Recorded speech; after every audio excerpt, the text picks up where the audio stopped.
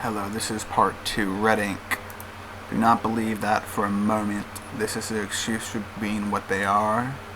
And what is that, you ask? Question mark. Their actions speak for themselves. These people are nothing but terrorists. These people want you to believe that arson is merely an exercise of freedom of speech. Red Ink, capital letters. It is not.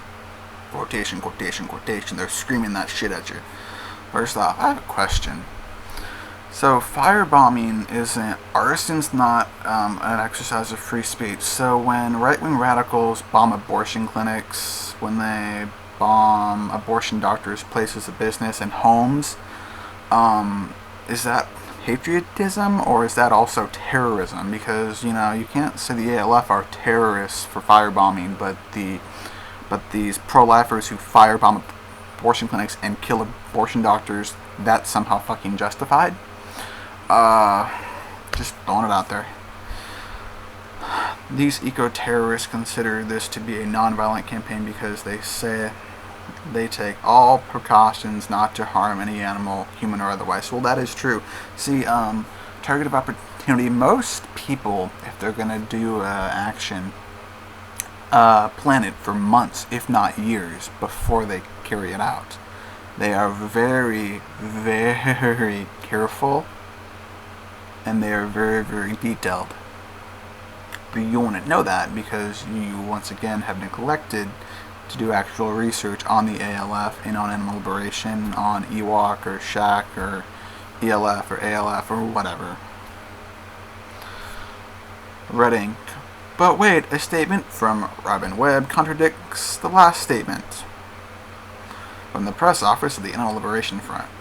Some say it is morally unacceptable, but it is equally unacceptable to use animals in experiments. The children of these scientists are enjoying a lifestyle built on the blood and abuse of innocent animals. Why should then be allowed to close the door on that and sit down and watch some fucking TV and enjoy themselves while animals are suffering and dying because of their actions of their family breadwinner, aka their father for the most part. They are justifiable targets for protest. Okay.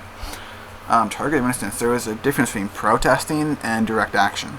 Direct action involving animal liberation is usually some type of militant action. Protesting is usually a form of peaceful protest, gathering outside of a bisector's or researcher's home on the sidewalk. That's protesting. Or gathering outside of a research lab or a shop, like you know, a First or KFC or fucking McDonald's or something. That's protesting. Okay. Funny how the target of opportunity neglected to say that more recently, a few years ago, while Shaq was protesting outside of a bisector's home in California on the sidewalk, which is completely legal, by the way, the owner of the home came out with a sawed-off 12-gauge shotgun and threatened to actually shoot people. So who's more violent, the bisectors and the scientists, or the members of ALF and the people affiliated with ALF and ELF and Ewok? I think that's pretty fucking clear. Red Ink. These terrorists are not non-violent by any stretch of the imagination. By their own admission, they target children. Wrong. We do not target children, you dumb, ignoramus.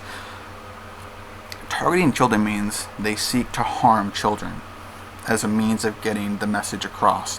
That is not true. However, it is kind of funny how the bisectors have no problem threatening to shoot and kill the activists and their supporters. So which is more of a terroristic tactic? Once again, it makes you kind of ponder it, doesn't it? From the North American Animal Liberation Press Office. The North American Animal Liberation Press Office, NAALPO, was funded to communicate the actions, strategies, and philosophy of the animal liberation movement to the media and the public. Many of these actions are illegal under the current social structure that fails to recognize the rights of non-human animals to live free of suffering, but validates and promotes the right of industries to do whatever they want to animals for profit or research. Within these conditions, those in the underground working for animal liberation often cannot speak out directly, or they hide their faces or hide who they are.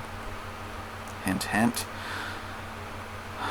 Their actions and message is urgent and deserves to be heard and understood, since animal liberation actions either go unreported in the media or are uncritically vilified as violent or as terrorists, with no attention paid to the suffering that interseason individuals grotesquely inflict on animals.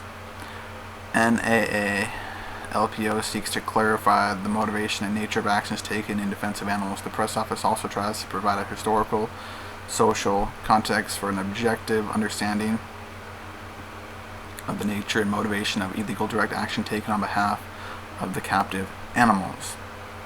Case in point of bias propagated media, KOVR Channel 13 a few years ago did a report on an animal liberation group in Sacramento, California, that sent letters to UC Davis Research Labs and the scientists who do the testing on the primates within the facility. They never did a follow-up story on it, but they did only report half of what happened, even in their original story, and they also fabricated events on that report. Red Ink, by their own admission, from their own website, they advocate illegal direct actions against those that they do not like. Wrong. Direct action can mean two things: legal direct action or illegal direct action. Also, the legality of any form of direct action is in the hands of the justice system and of law enforcement, not of the citizen. Part 3 down below, or up top.